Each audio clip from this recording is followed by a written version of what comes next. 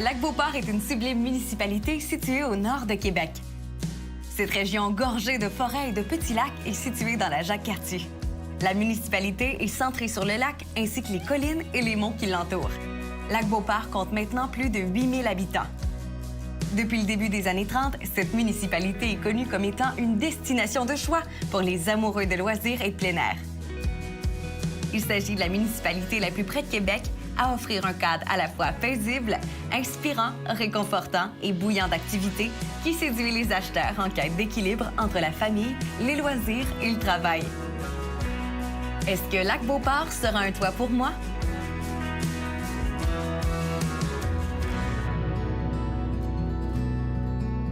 On est présentement sur le boulevard du Lac, c'est l'artère principale de Lac-Beauport qui va finalement nous amener au cœur de cette magnifique municipalité où la villégiature règne. À l'intérieur même de cette municipalité-là, on est capable de trouver tout ce dont on a besoin. Il y a des épiceries, des dépanneurs, il y en a en masse pour les amateurs de plein air. Et là, présentement, on est sur l'artère principale qui va nous amener sur le chemin du Tour du Lac.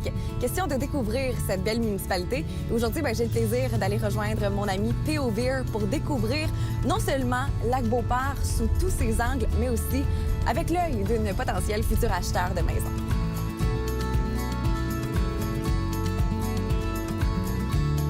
Aujourd'hui, P.O., on est littéralement au cœur du Lac-Beauport. C'est ici même que tu m'as donné rendez-vous sur la patinoire de Lac-Beauport. Pourquoi est-ce que c'est important pour toi qu'on se rencontre ici pour que tu me présentes le Lac-Beauport? Le lac, c'est la pierre angulaire du Lac-Beauport. C'est l'élément central qui est connu de tous. Quand on décide de s'installer dans une ville, évidemment, il faut s'informer de ce qui se trouve autour de cette ville-là. Parle-moi un peu des services qu'on retrouve à Lac-Beauport. Des services, même si on est en région, on peut dire ici au Lac-Beauport, il y en a quand même beaucoup. Il y a une épicerie, il y a le IGA, il y a plusieurs restaurants. On peut penser à Archibald, on peut penser au Batifol, Pascal le Boulanger, le meilleur casse-croûte du monde chez Boub. Il y en a plusieurs. Sinon, il y a des écoles. On a 2 écoles, il y a plusieurs CPE, il y a une bibliothèque. Bref, les gens ici au Lac-Beauport sont servis. Quand on pense Lac-Beauport, on pense espace vert, on pense plein air. Parle-moi un peu de l'offre récréative touristique qu'on trouve ici même à Lac-Beauport. Effectivement, le Lac-Beauport, c'est l'endroit par excellence pour les amants de la nature. C'est le paradis pour ceux qui aiment faire des activités à l'extérieur. On est sur le lac, autant en été qu'en hiver, c'est l'endroit à rêver. Le centre de ski Le Relais pour faire du ski ou de la planche. On a les rabillaires du Lac-Beauport, on a la pourvoirie. Bref, il y a des tonnes d'activités à faire ici. La plupart des gens qui pensent Lac-Beauport pensent évidemment grosse demeure sur le tour du lac, mais il existe une offre quasiment infinie de propriétés disponibles sur le marché. Parle-moi un peu du coût moyen des propriétés ici. Le coût moyen, si on regarde sur papier, en statistique, le prix moyen, c'est 400 000. Mais la réalité, c'est qu'une maison en bas de 400 000 actuellement au Lac-Beauport, il n'y en a pas beaucoup. Bref, il n'y en a vraiment pas. Je dirais qu'il y a 4 catégories de prix. Les maisons de 500 000 et moins, 500 000 à 750 000, qui est un petit peu le portrait moyen des propriétés. Ensuite, on a des propriétés avoisinant les 1 million. Évidemment, il y a une offre de propriété pour absolument tout le monde. Aujourd'hui, tu nous as préparé un petit topo pour qu'on aille visiter la région. Parle-nous un peu de ce qu'on va voir aujourd'hui à Lac-Beauport. Aujourd'hui, je te fais découvrir 3 propriétés. Une propriété un petit peu plus entrée de gamme, qui est à un prix affiché de 325 000 $. Super intéressant pour les premiers acheteurs. Ensuite, on visite une maison dans le quartier Exalt à 759 000 $. Puis la dernière, je te fais rêver, c'est ma propriété coup de cœur qui va tomber sur le marché dans les prochains mois. Fait que je pense qu'on est prêts, hein? On y va? On y va.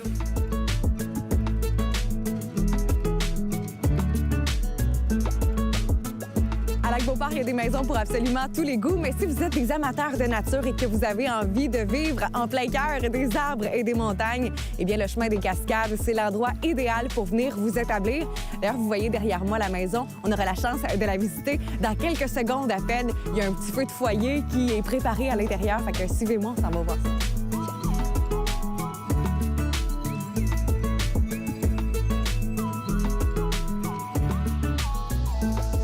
Théo, les gens qui ont envie de venir s'établir à Lac-Beauport ont envie de venir habiter ici parce que ça respire la nature. Puis d'ailleurs, on se trouve dans une propriété sur le chemin des Cascades où on est entouré littéralement de forêt. Parle-moi un peu de cette propriété-là.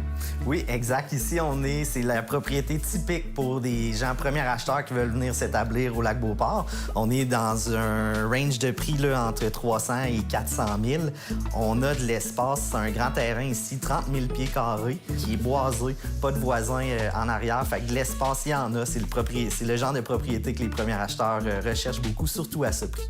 À Lac-Beauport, il y a vraiment une belle offre potentielle pour les acheteurs de maisons, que ce soit finalement des maisons qui ont été construites en 70 ou des maisons tout récentes.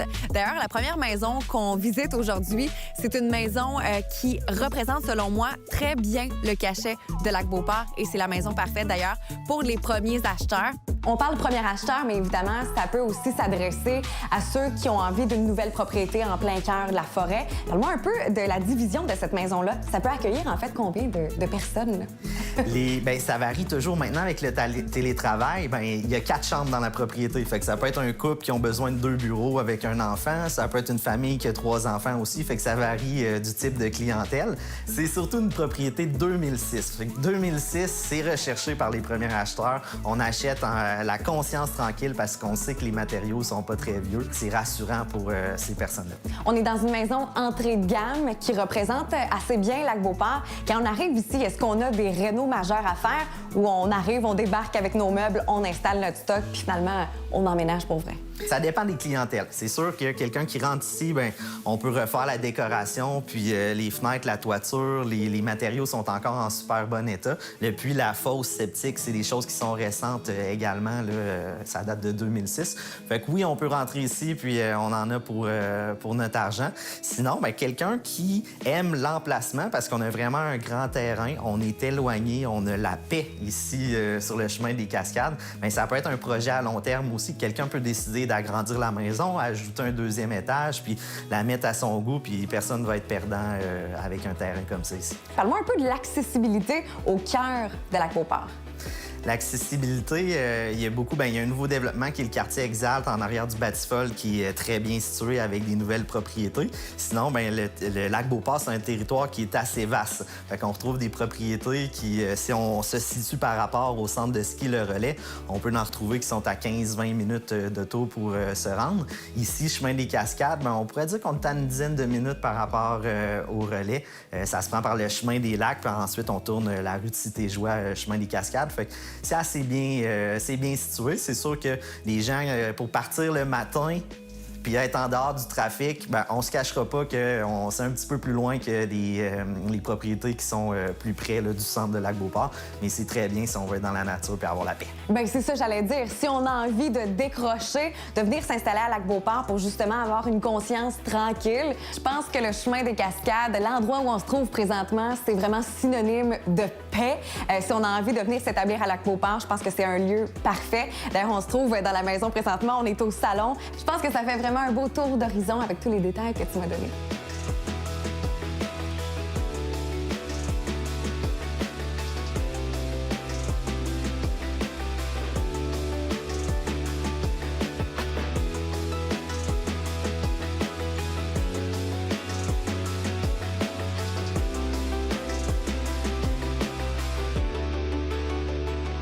En tout cas, c'est vraiment une belle propriété. Le terrain est malade. La vue est imprenable sur les montagnes, les arbres, c'est fou. Oui, c'est vraiment une propriété parfaite pour des premiers acheteurs. Malheureusement, le marché des premiers acheteurs en ce moment au Lac-Beauport, c'est pas facile. Donc, on a été un petit peu trop tard pour la visite. La propriété était en vente la semaine dernière. On a eu 60 visites, 16 offres d'achat. Je peux pas dévoiler le prix final, mais ça s'est vendu beaucoup en haut du prix demandé. Donc, le marché des premiers acheteurs au Lac-Beauport, ceux qui espéraient des maisons de 300-325 000, c'est plus rendu des 400-425 000. Il y a encore de la surenchère sur le marché au moment où on se parle. Oui, il y a encore beaucoup de surenchère. Mais c'est pas peine perdue. Je t'amène visiter une autre propriété, mais on augmente le budget un petit peu pour se faire rêver aujourd'hui. Let's go, on y va!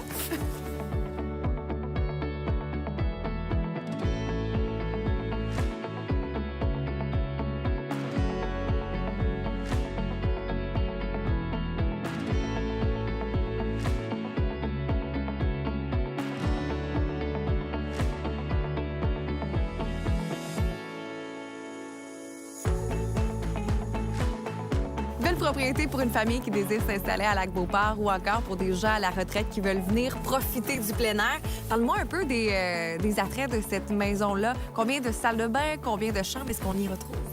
C'est une maison, on rentre au rez-de-chaussée, c'est air ouverte complètement, vous allez voir. Il y a 3 chambres, 2 salles de bain, une salle d'eau. Chacune des chambres ont des walk-ins. Wow. Et la luminosité dans cette maison-là, c'est de toute beauté. Il y a des poutres au plafond, il y a un foyer au gaz, c'est super chaleureux comme ambiance. Viens, on va aller voir. Je te suis.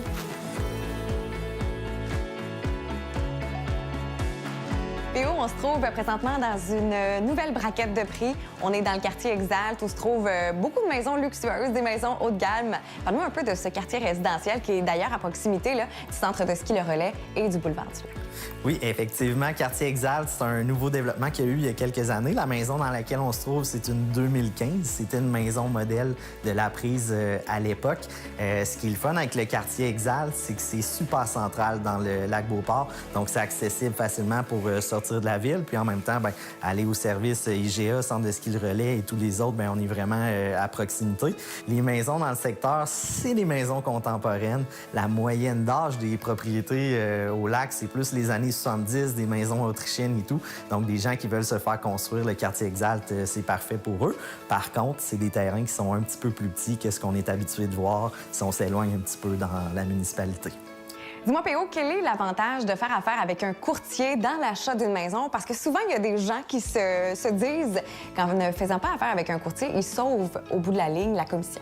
Oui, bien, dans le cadre d'acheter une maison, bien, un courtier immobilier pour un acheteur, c'est gratuit. Le modèle des courtiers immobiliers, c'est la collaboration. Il y a 14 000 courtiers immobiliers dans la province de Québec qui travaillent ensemble pour vendre les propriétés.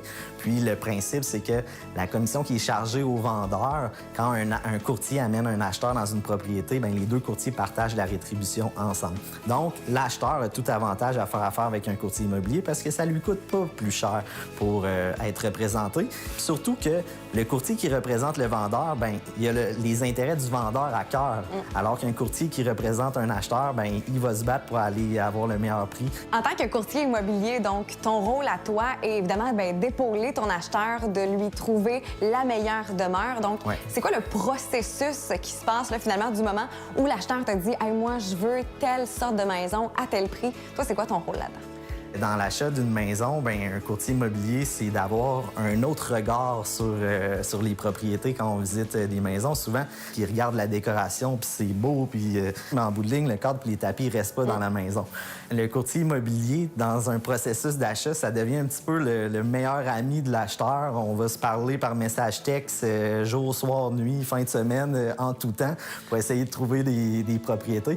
Fait que c'est un petit peu un rôle d'accompagnateur. Il y a l'expérience qui est là, fait qu'on voit les propriétés avec un autre regard, on a une expérience. Alors, quand on fait des visites de maison avec des acheteurs, bien, on sait quoi regarder, on sait à l'inspection qu'est-ce que l'inspecteur va regarder.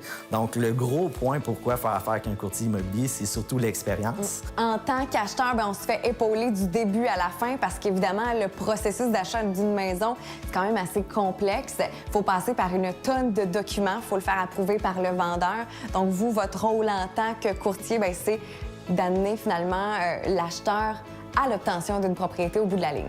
La seconde maison, c'est une maison haut de gamme qui représente bien les acheteurs qui ont un petit peu plus de budget en poche. C'est quasiment une maison clé en main.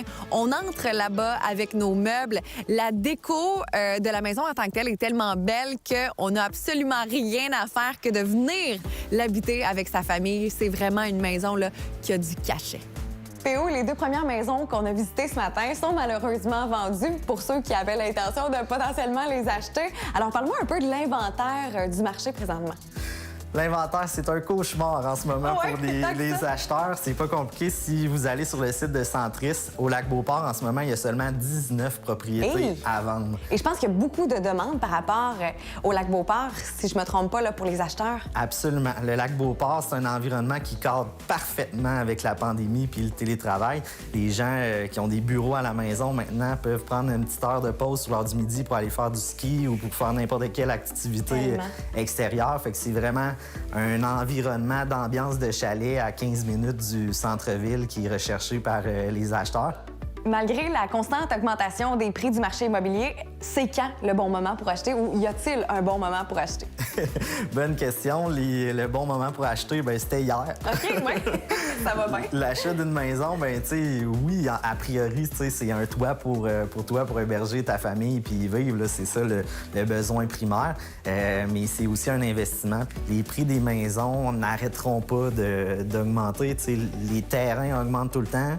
Les prix des propriétés augmentent tout le temps. Ce qui peut venir jouer, ben c'est l'augmentation des taux d'intérêt. Mais ce que ça vient changer, c'est l'offre et la demande. On a un bon exemple en ce moment. Il n'y a pas beaucoup de maisons sur le marché. C'est la folie pour les acheter. Donc, les gens, les prix ont augmenté. Si les taux augmentent, ben peut-être que ça va être l'inverse qui va venir jouer, mais ça n'aura pas un impact assez grand sur la valeur des maisons. Donc, même si les gens payent un petit peu plus cher que ce qu'ils voudraient aujourd'hui, ben malgré tout, sur le long terme, ça va continuer d'augmenter. C'est un peu la ruée vers l'or en ce moment. Donc, évidemment, ben, si les gens mettent la main sur une propriété qui fait du sens pour eux, ben, c'est le moment de faire une offre d'achat.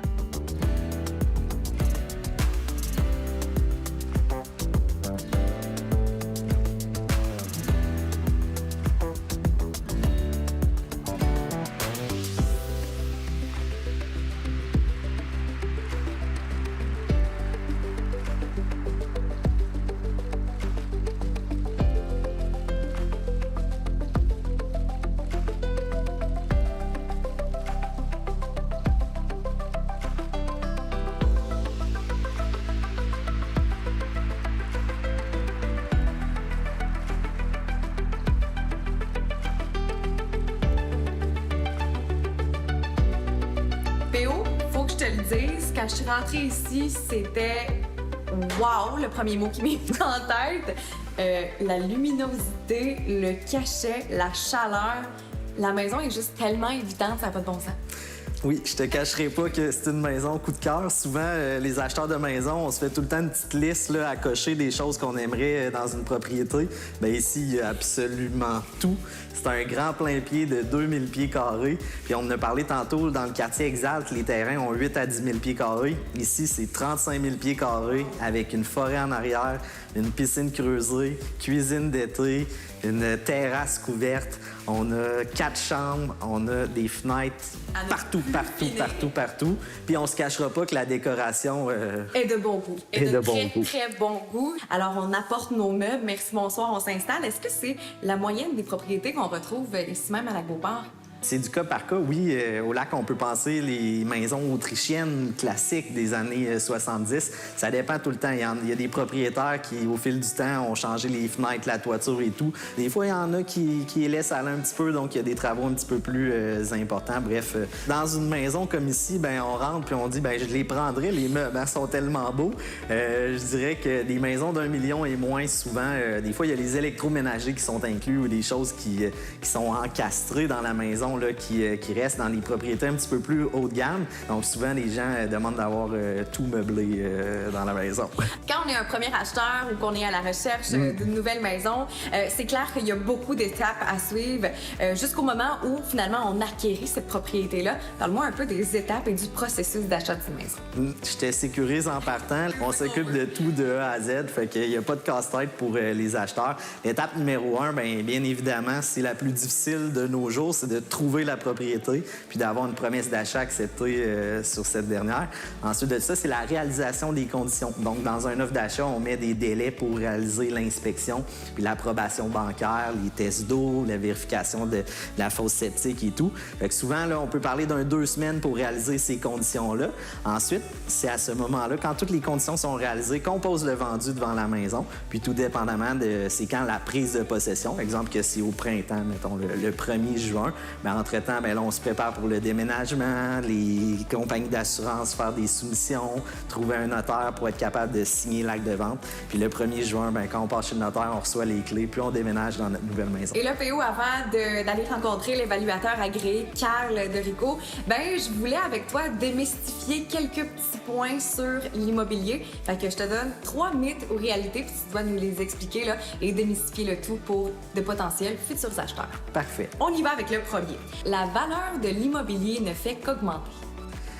Bonne question. Oui, je dirais que ça ne fait qu'augmenter. Ça n'augmente pas au même niveau d'année en année, mais sur le long terme, ça augmente. Deuxième mythe ou réalité, plus une propriété est longtemps sur le marché, plus elle est facile à négocier. Oui, il y a différentes raisons qui font en sorte qu'une propriété reste sur le marché, mais généralement, c'est un bon indicateur. Si ça fait longtemps qu'elle est sur le marché, ça veut dire que ça fait longtemps qu'il n'y a personne qui en veut de cette propriété-là, soit pour le prix ou soit parce qu'il y a des problèmes avec la propriété. Donc, généralement, oui, on arrive à négocier dans ces situations-là. Troisième mythe ou réalité, est-ce que les propriétés clés en main ont plus la cote que les propriétés qui nécessitent des rénovations? Dans le marché actuel, oui, les propriétés clés en main ont plus la cote que celles qui ont besoin de travaux. Parce que qui dit travaux dit facture salée, surtout avec l'augmentation des matériaux de construction présentement. Donc, c'est certain qu'on ne sait pas dans quoi on s'embarque quand on commence des rénovations. Fait que c'est plus facile d'embarquer dans quelque chose de clé en main qu'on sait combien ça va coûter au départ. Le message qu'on peut retenir de ça, c'est que finalement, vaut peut-être mieux investir un petit peu plus au départ dans une propriété qui a été mise au goût du jour dans les dernières années. Absolument. Ça dépend toujours du profil d'acheteur qu'on est, mais oui, généralement. Et du budget. Merci énormément, PO. Donc là, c'est le moment pour moi d'aller rencontrer Carl Derico, évaluateur agréé.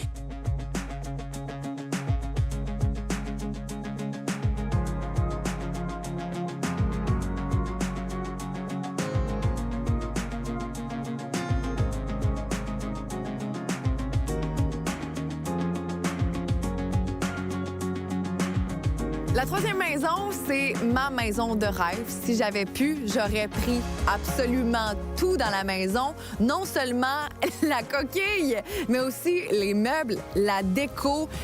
Que dire de la fenestration à part de ça, qui est, ma foi, extraordinaire. Je pense qu'on a du soleil 360 pendant des journées comme aujourd'hui. Elle était fantastique et le seul mot pour la décrire, c'est « wow ». Mégane, tu le sais, dans un processus d'achat d'une maison, il y a plusieurs experts avec qui on fait affaire, pas juste un courtier immobilier. Donc aujourd'hui, je te présente Carl Derico, évaluateur agréé dans le monde de l'immobilier. Merci énormément, Carl, d'avoir accepté notre invitation. Carl, tu travailles dans le monde de l'immobilier depuis plusieurs années à titre d'évaluateur. Parle-nous un peu de ton rôle et surtout de ton métier. Oui, merci, Mégane. Nous, à tous les jours, on reçoit différents mandats là, qui proviennent de gens d'institutions financières ou autres, d'agents d'immeubles comme toi. Puis là, on nous dit, peux-tu aller nous déterminer là, la juste valeur marchande de la propriété? Première chose, on prend rendez-vous avec le client.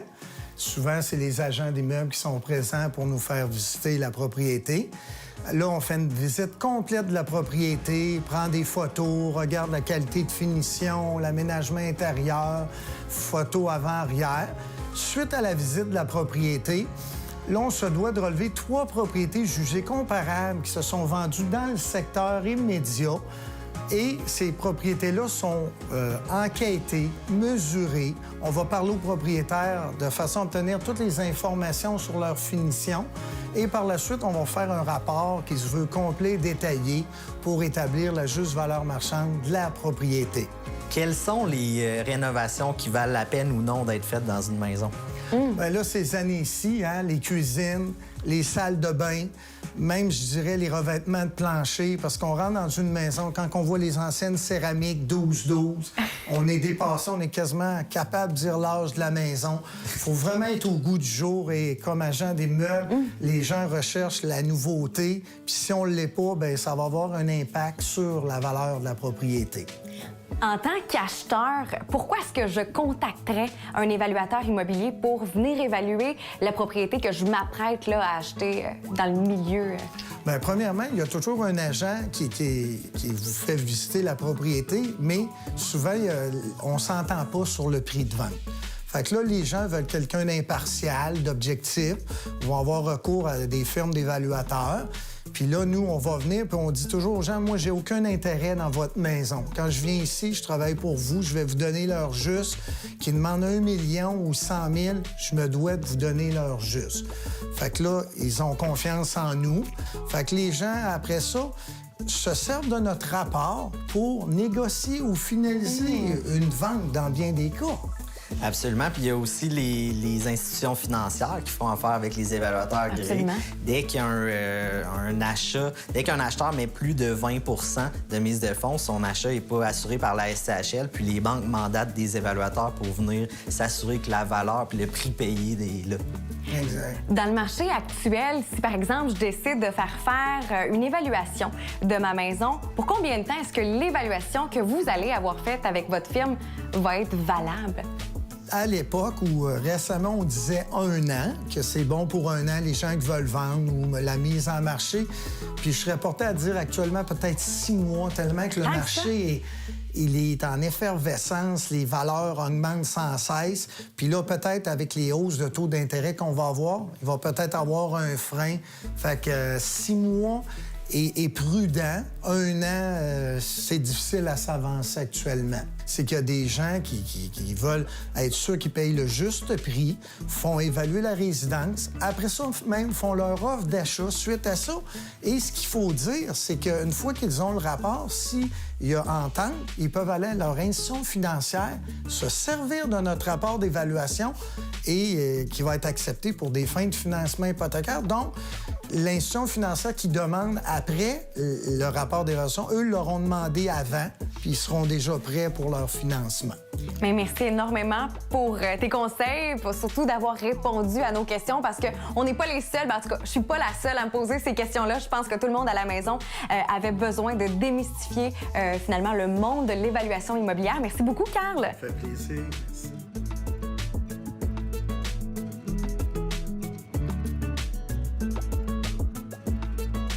Si vous êtes à la recherche d'une première ou d'une nouvelle propriété, vous devrez faire vite parce que l'offre sur le marché est vraiment très rare. Premier arrivé, premier servi, comme on dit. Alors, restez à l'affût des prochaines propriétés qui vont sortir sur le marché à Lac-Beauport. PO et moi, on vous retrouve très bientôt pour vous faire découvrir une nouvelle municipalité et potentiellement trouver un toit pour moi.